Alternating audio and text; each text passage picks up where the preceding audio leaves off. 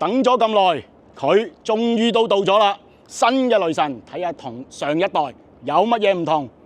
首先車身嘅線條咧就同上一代差唔多，但係你睇個車頭啦，就多咗好多尖角，更加之餘霸氣。第二就係全車今次已經用咗 LED 燈㗎啦。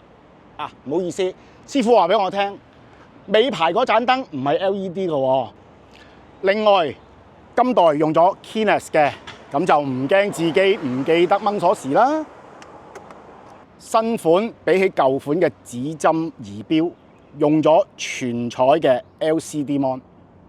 頭尾嘅制動咧都係用咗碟剎嘅，咁啊一架300cc 嘅車，我就覺得足夠㗎啦。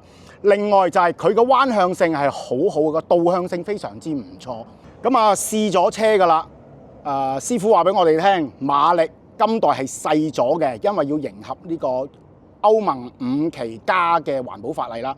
但係師傅話俾我哋聽咧，廠方亦都好聰明，將個普利珠盤作出調校，咁就會令到頭中段冇大分別。雖然馬力細咗，頭先我哋揸咧都覺得嗰個起步同埋嗰個爆發性都有唔錯嘅表現，因為同事都揸住架350嘅，我要追佢完全冇難度。